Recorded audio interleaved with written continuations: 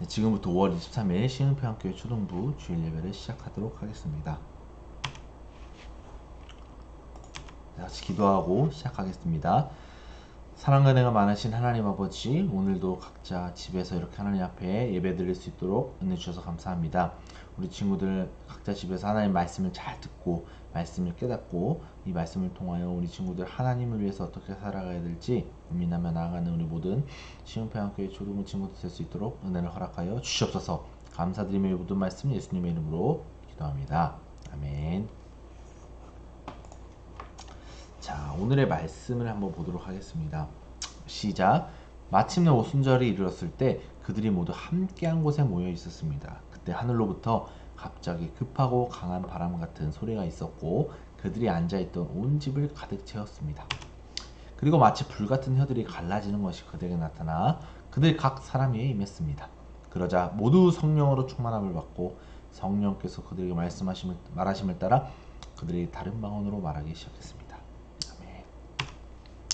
그래서 이 이후에 또 베드로라는 사람이 베드로라는 우리가 잘 아는 이 사도 베드로가 이제 설교를 또 하는 장면이 나와서 이 모든 장면을 같이 살펴보고 말씀을 나누고자 합니다.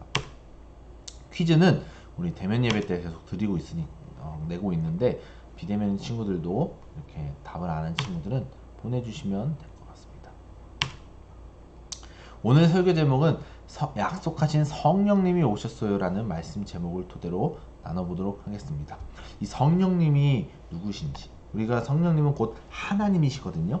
근데 하나님이신데 이 성령님이라는 단어로 성경에 이렇게 표현한 거는 이제 우리를 도와주시는 것을 강조하고 있는 거예요. 하나님께서 우리를 도와주신다.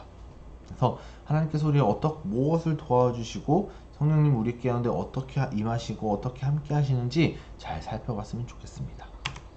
자, 우리 친구들 요즘에 가장 생각을 많이 하는, 가장 마음을 이렇게 새겨두고 있는 그러한 상황이 이슈가 있나요? 사람마다 다 다를 수 있습니다. 이제 어떤 생각에 내가 요즘에 가장 많은 생각을 갖고 있고 많은 마음을 쏟고 있는지. 근데 우리가 한 가지 살펴봐야 될 것은 예수님을 믿는 사람은 공통적으로 생각과 마음을 쏟아야 되는 영역이 있습니다. 가장 먼저, 가장 깊이, 가장 우선순위로 생각해야 되는 것이 있다는 것이죠. 이거는 그리스도인이라면 똑같은 생각과 마음을 가져야 된다는 거예요. 그게 무엇일지 우리가 한번 살펴보도록 하겠습니다. 자, 우리가 저번에 살펴봤는데 예수님께서 승천하시기 전에 하늘 위에서, 이제 구름 위에서 제자들에게 말씀합니다. 뭘 강조하냐면 성령께서 오신다. 그래서 성령께서 오시면 너희가 권능을 받는다라고 말하고 있고요. 그 받으면 예루살렘으로부터 땅끝까지, 제가 그때 말씀드렸었는데 이제 지구 전체에 이르기까지 증인이 될 것이다라고 이야기합니다. 그러면 성령께서 오시지 않으면 권능을 받을 수 없다는 것이죠. 그러니까 성령이 와야만 권능을 받는 거예요. 하나님의 권능을. 그리고 예수님을 전하는, 복음을 전하는 자들로 될 것이다 라고 말하고 있습니다. 그러고 해서 예수님이 이제 승천하셨어요. 그리고 제자들이 이제 어떤 생각을 가질지에 관심을 가져야 돼요. 성령께서 오셔서 아까 예루살렘으로부터 땅끝까지 이제 복음을 전하는 증인이 된다고 했는데, 그러면 우리가 성령께서 어떻게 오실지에 대해서 궁금해하지 않겠어요? 그 예수님의 말씀을 듣는 제자들이. 그래서 궁금하고 하면서 하루하루를 지냈을 거예요. 도대체 성령이 오신다는 게 뭘까? 성령이 오신다는 게 뭘까? 이렇게 고민하다가 마침내 오순절이라는 날이 임했습니다. 그래서 그 오순절이라는 날에도 함께 모여 있었어요. 이때도 오순절은 그 당시에 하나의 절기이기 때문에 사람들이 모여서 그 절기를 지냈거든요. 그래서 그 제자들이 똑같이 예루살렘에서 이제 모여서 이 오순절이라는 절기를 지내고 있었습니다. 근데 그때 갑자기 하늘로부터 급하고 강한 바람 같은 소리가 있었다는 거예요. 뭔가 특별한 상황이 발생하기 시작합니다. 그래서 그들이 앉아있던 온 집을 가득 채웠어요. 뭔가 이제 놀랬죠. 이 주변 상황들 가운데 갑자기 그런 상황이 발생한 거예요. 그러더니 마치 불같은 혀들이 갈라지는 것이 그들에게 나타나 각 사람 위에 임했다는 거예요. 불같은 혀들이. 그러자 모두 성령으로 충만함을 받는다라는 표현이 이제 나옵니다. 아까 성령께서 임하신다라고 예수님이 말하고 갔는데 이제 그 성령이 실제로 임한 사건이에요. 그래서 이 제자들도 궁금했었잖아요. 성령님 언제 오실까 뭘까 하는데 그걸 직접 경험을 한 거예요. 그 경험의 반응이 뭘까요? 그들이 다른 방언으로 말하기 시작했다는 거예요. 쉽게 말하면 이거예요. 우리는 지금 친구들 거의 제일 잘하는 거 대한민국 우리나라 말밖에 모르잖아요. 영어로 물론 영어, 중국어 뭐 지금 잘하는 친구들도 있겠지만 뭐 스페인어, 아프리카어, 뭐 베트남어 모든 언어 다 잘하는 사람 없죠. 배워야 아는데 지금 모르잖아요. 근데 그들은 그 당시 갈릴리 사람인데 그럼 갈릴리 주변의 언어만 할 줄 알아야 되잖아요. 근데 막 여러 가지 막 10가지 막 언어를 막 각 사람이 하는 거예요. 성령이 임하고 나니까 이 사진과 같은 거죠. 위에 뭔가 불 같은 혀가 막 임하면서 갑자기 막 서로 다른 언어를 말하기 시작하는 거예요. 이게 성령 충만함의 반응이었습니다. 이것이 무엇을 의미하는지 우리 친구들이 좀 살펴볼 필요가 있어요. 뭐냐면 진짜로 이제 임했기 때문에 아까 권능을 받고 예루살렘과 온 유대와 사마리아 땅 끝까지 그 모든 지역 끝까지마다 언어가 다 다르잖아요. 그 지역 그 언어 끝까지 증인된 즉 이 여러 가지 언어를 통하여 예수님을 전하고 복음을 전하고 하나님의 뜻대로 살아가는 것을 이 장면을 통해서 강조하고 있다는 겁니다. 그러고 나서 이렇게 베드로가 또 이야기를 해요. 어떻게 하는 이야기냐면 성령을 받아서 우리에게 부어주셨는데 지금 여러분이 보고 듣는 것이 바로 이것이라고 이야기해요. 그 여러 가지 막 방언으로 이제 언어로 막 외국어로 이야기할 때 주변의 사람들이 이제 이렇게 이야기하는 사람이 있었어요. 저거 술 취한 사람이다. 술 먹고 막 이상한 언어 하는 거다. 쟤네들이 여러 가지 그 단어를 알 수가 없는데 다른 나라와 다른 지방에 있는 언어를 알 수가 없는데 저렇게 막 말하는 거는 술 취한 거다라고 이야기하는데 베드로는 그렇게 이야기하지 않아요. 베드로는 우리 지금 아침 9시다. 아침인데 어떻게 저렇게 술 취하게 할 수 있냐. 그것이 아니라 지금 이렇게 말하고 방언으로 막 여러 가지 언어로 말하는 것이 곧 성령을 받아서 지금 보고 듣고 있는 그 성령 충만한 상태다 라고 이야기를 하는 거예요. 그러면서 이렇게 이야기합니다. 여러 이스라엘 모든 집은 확실하게 알아둬야 됩니다. 여러분들이 십자가에 못 박힌 이 예수를 하나님께서 주와 그리스도가 되게 하셨습니다. 그 당시에 막 신성 모독이다. 자기가 메시아라고 한다. 그래서 죽여야 된다. 라고 그 말했던 사람한테 베드로가 이야기하는 거예요. 여러분들이 못 박은 그 예수님이 하나님께서 왕이 되게 하시고 그리스도가 메시아가 되게 하셨다 라고 이야기하고 있는 겁니다. 그러니까 그들이 찔린 거죠. 이제 그러면 저 이제 어떻게 해야 돼요? 내가 그때 예수님을 막 핍박하고 예수님을 못 박자라고 하고 막 그랬는데 진짜 예수님이 왕이시면 진짜 예수님이 우리의 구원자시면 어떻게 해야 됩니까? 무엇을 해야 됩니까? 라고 물었습니다. 지금 이 사람들의 생각과 가치관이 다 어디로 가죠? 생각과 마음이 베드로한테 집중하고 있는 거예요. 나 이제 어떻게 해야 됩니까? 라는 거예요. 그래서 베드로가 이렇게 얘기합니다. 회개하십시오.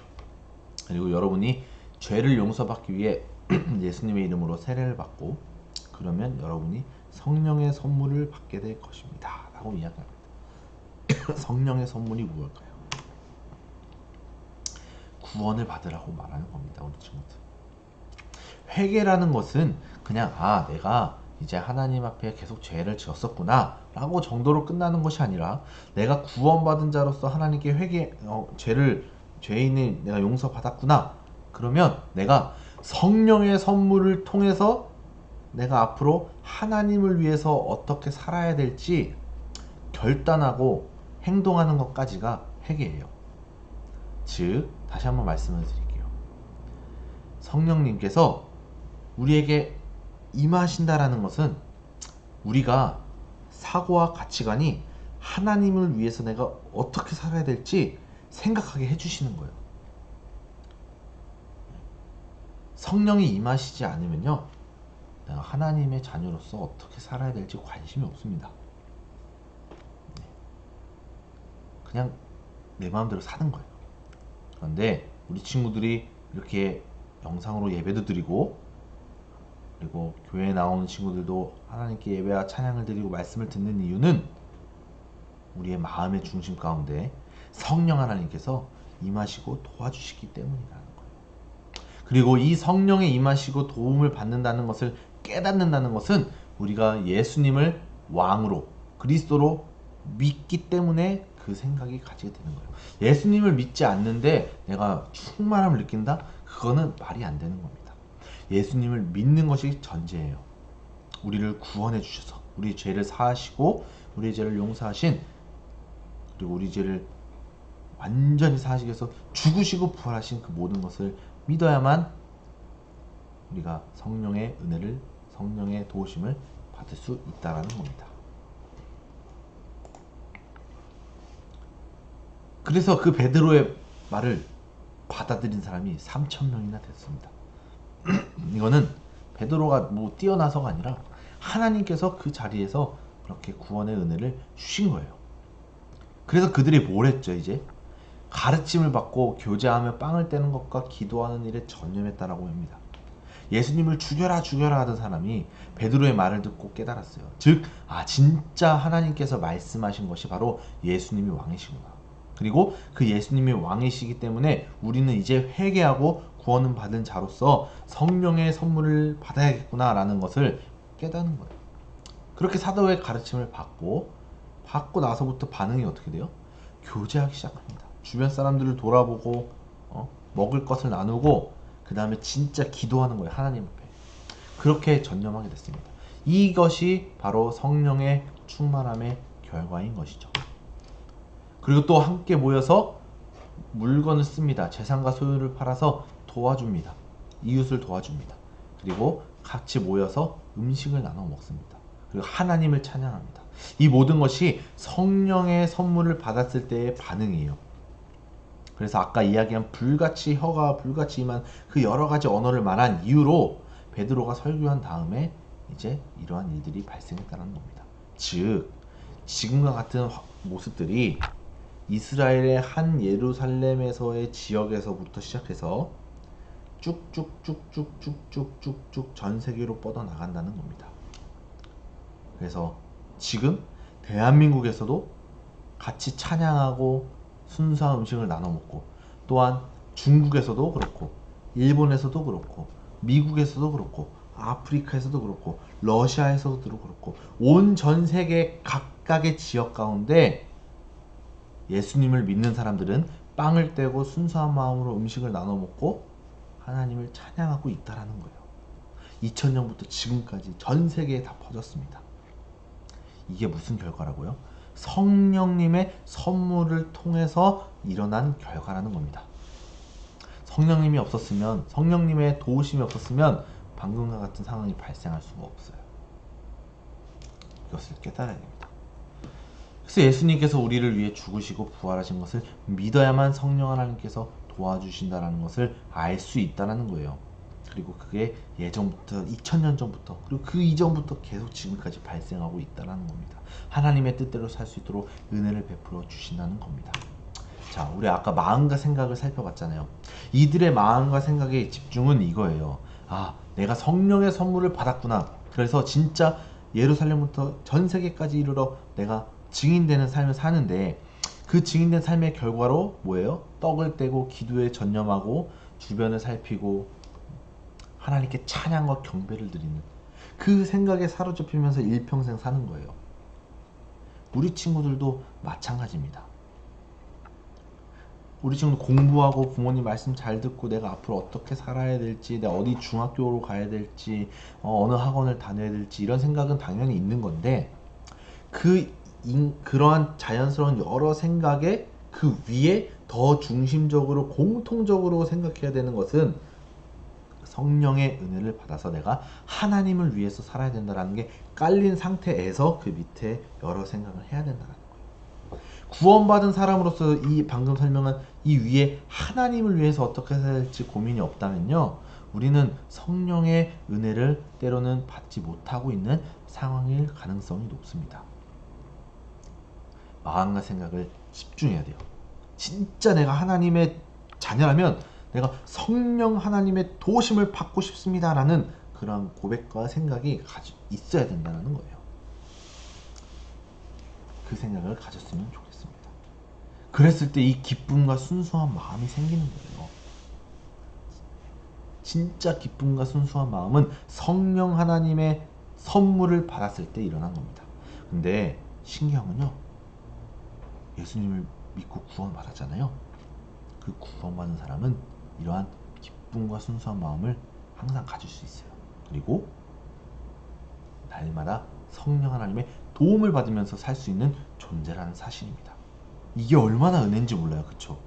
그래서 말씀을 마칠 텐데, 우리 친구들, 예수님을 믿는다는 건 너무나 기쁜 거예요.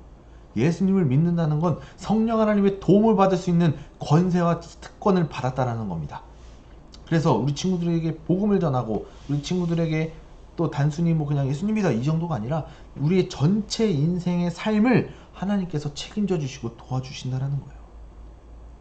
우리 친구들은 그 생각만 갖지 말고, 아 그렇구나, 그럼 내가 진짜 이제 성령 충만한 삶을 어떻게 살아야 될지를 고민했을 때 지금 성경에 나오는 말씀처럼 찬양하고 기도하고, 그리고 음식을 나누고 친한 친구들과 함께 교제하고, 그 교제할 때 예수님이 증거되고, 그러한 삶이 기쁨과 순수의 삶이에요. 성령 충만한 삶이에요. 그러한 삶을 꼭 사는 이 모든 초등부 친구들 됐으면 좋겠습니다. 자, 그럼 우리 다 같이 기도하겠습니다.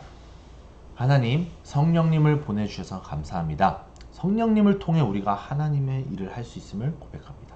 언제나 어디서나 성령님의 인도하심에 따라 살면서 예수님의 제자들처럼 복음을 전하도록 도와주세요. 예수님의 이름으로 기도합니다. 아멘. 주기도문 고백하고 예배 마치겠습니다. 하늘에 계신 우리 아버지, 아버지의 이름을 거룩하게 하시며 아버지의 나라가 오게 하시며 아버지의 뜻이 하늘에서와 같이 땅에서도 이루어지게 하소서. 오늘 우리에게 일용할 양식을 주시고, 우리가 우리에게 잘못한 사람을 용서하여 준 것 같이 우리 죄를 용서하여 주시고, 우리를 시험에 빠지지 않게 하시고 악에서 구하소서. 나라와 권능과 영광이 영원히 아버지의 것입니다. 아멘. 자, 우리가 계속 대면 예배를 드리고 있습니다. 그래서 지금 친구들 그래도 많이 나오고 있어요. 그래서 우리 친구들 또 대면 예배 드릴 수 있는 상황이 생기면 언제든지 와서 같이 예배 드리면 좋을 것 같습니다. 그리고 다음 주는 생일 축하하는 시간이 있으니까 우리 친구 다음 주 생일인 친구들은 교회 나와서 생일 축하하는 시간을 갖고 선물을 받아가면 좋을 것 같습니다. 자, 그럼 이것으로 예배를 마치고 다음 주에 뵙겠습니다. 감사합니다.